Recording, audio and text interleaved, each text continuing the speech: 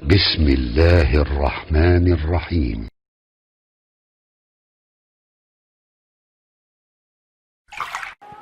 Terakhir, saya berhenti di sini. Nanti pertemuan berikutnya baru kita bahas hikmahnya. Apa doa yang dibaca? Baik, saya sering katakan kalau kita ingin bicara masalah ibadah, itu pandangan pertama dalil. Patokannya dalil. Ada dalil kita kerjakan, tidak ada dalil kita tinggalkan.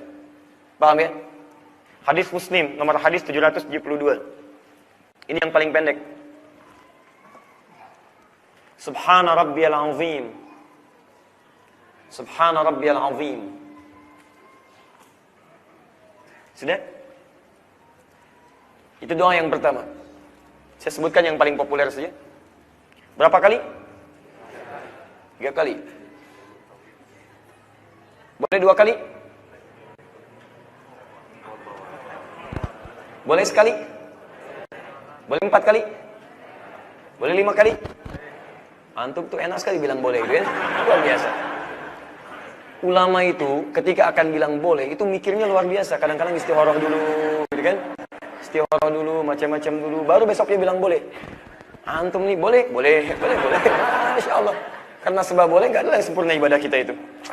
La haula wala quwata illa billah. Tapi teman-teman sekalian, boleh kita memperbanyak bacaan Subhana rabbiyal azim. Sekali boleh, 2 kali boleh, 3 kali boleh, 4 kali boleh. Yang tidak tepat itu adalah membatasi bacaan sampai bilangan tertentu. Membatasi itu yang salah. Hadis membaca 3 kali boleh, sah itu, sah. Yang tidak sah itu adalah ketika membatasi harus 3 kali. Ya, lebih dari 3 kali itu salah. Nah, itu yang tidak ada ketentuannya. Ya, tidak ada ketentuannya. Di An-Nasai ada 3 kali disebutkan. Syekh Al-Albani bahkan mentarjih hadisnya sahih. Diboleh kalau Anda ingin ucapkan Subhana rabbiyal azim, Subhana rabbiyal azim, Subhana rabbiyal azim, itu boleh. Paham? Baik. Subhana rabbiyal azim wa bihamdi. Boleh? Boleh. Benar tidak? Sahih tidak? Luar biasa. Masih dijawab aja. Alhamdulillah. Boleh. Sah. Sahih hadisnya. Sahih. Di An-Nasai ada, di Abu Daud ada, bahkan disahihkan oleh Syekh Muhammad Nasruddin Al-Albani. Ya, boleh Subhana rabbiyal azim wa bihamdi. Boleh. Berapa kali? 3 kali boleh, 4 kali boleh, 5 kali boleh, dan seterusnya. Ya, yang tidak tepat itu membatasi harus 3 kali. Kalau tidak 3 kali itu salah. Itu enggak ada ketentuannya. Paham ya? Baik, pelan-pelan. Selanjutnya, yang riwayat Sayyidah Aisyah radhiyallahu taala anha. Ini sering dibacakan oleh Nabi. Kalau sering itu tidak harus selalu. Artinya sering kali dibaca Nabi. Yang lainnya pun benar, dibaca Nabi juga. Tapi ini setelah ada satu peristiwa, ini yang sering dibaca oleh Nabi. Terdapat di Al-Bukhari nomor hadis 817. Bacaannya kata Sayyidah Aisyah, Subhanakallahumma wa bihamdika Allahumma ighfirli. Subhanakallahumma wa bihamdika Allahumma ighfirli. Pelan-pelan. Ada orang meninggal kita katakan baik. Ada lampu padam kita katakan sama, innalillahi. Betul, innalillahi sama. Di setiap musibah yang terjadi, bukan hanya meninggal saja, setiap musibah katakan innalillah. Satu kali padam lampu, Nabi mengajarkan pada Sayyidah Aisyah, kuli katakan innalillah. Lampu nyala katakan alhamdulillah. Tugas lampu padam dan nyala. Tugas kita belajar, padam katakan innalillah, nyala katakan alhamdulillah. Teruskan. Subhanakallahumma wa bihamdika Allahumma ighfirli. Itu bacaannya. Nah sekarang, pelan-pelan ya. Tidak banyak orang tahu bahwa bacaan-bacaan tadi itu Subhana rabbiyal azim, Subhana rabbiyal azim wa bihamdi, Subhanakallahumma wa bihamdika Allahumma ighfirli, itu adalah bacaan doa pembuka dalam ruku. Doa standar. Doa rukun. Belum termasuk doa yang masuk dalam rahasia salat tadi. Jelas ya? Awas, hati-hati. Saya ulang ya. Doa yang Anda bacakan Subhana rabbiyal azim, Subhana rabbiyal azim wa bihamdi, Subhanakallahumma bihamdika Allahumma ighfirli, itu baru doa standar, doa pembuka, doa rukun. Artinya ketika ruku, Anda bacakan bacaan dalam ruku dengan doa tadi. Tapi belum masuk kepada rahasia dalam ruku. Permohonan yang disebut fadlan dengan ridwan tadi. Anda belum mohonkan. Anda baru menyampaikan doa pembuka dalam ruku. Dan ketika Anda bacakan doa ini, sah ruku Anda. Begitu ruku, subhana rabbiyal azim wa bihamdi. Anda bangun pun sami Allahu liman hamidah, sah ruku Anda. Salat Anda sah.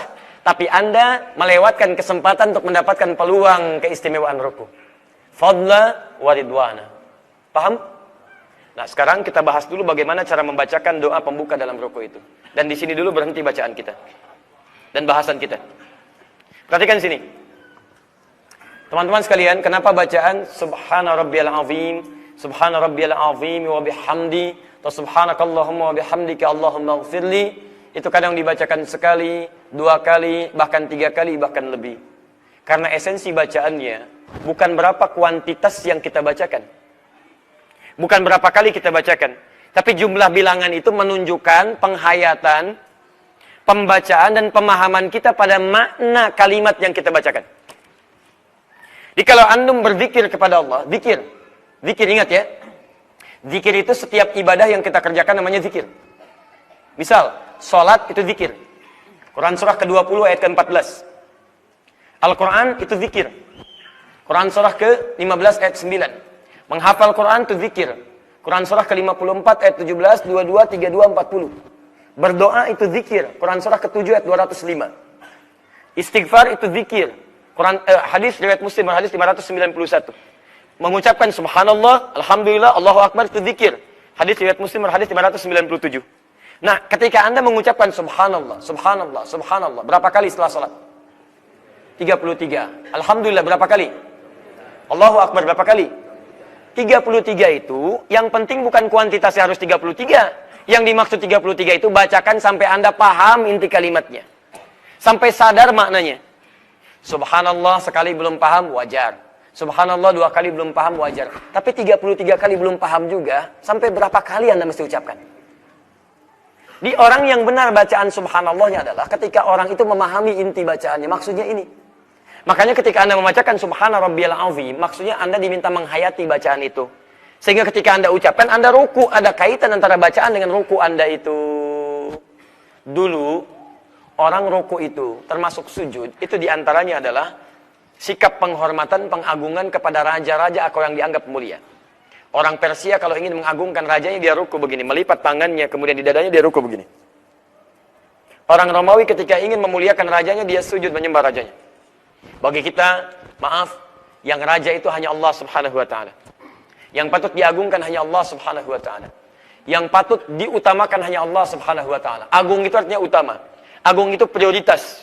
Kalau kita ingin menepikan yang lainnya yang tidak sebanding dengan Allah, maka kita katakan subhan. Yang agung, azim. Hanya Allah, Allah yang merawat saya, menyayangi saya, memaafkan saya, mengampuni saya, memenuhi kebutuhan saya. Rabbun, saya Rabbi, subhana rabbiyal azim. Kalau ada yang penting, Allah yang lebih penting. Kalau ada yang agung, Allah yang maha agung. Kalau ada yang merasa besar, Allah yang paling besar. Jadi ketika Anda ruku itu, Anda ingin menundukkan diri Anda di hadapan Allah. Dan Anda mengatakan komitmen kepada Allah. Ya Allah, mulai saat ini, tidak ada yang paling penting di hadapan saya kecuali Engkau saja. Tidak ada yang paling agung kecuali Engkau saja. Tidak ada yang paling memberikan kontribusi pada hidup saya kecuali Engkau saja. Rabbun, merawat saya, mengampuni saya, memaafkan saya dan segalanya.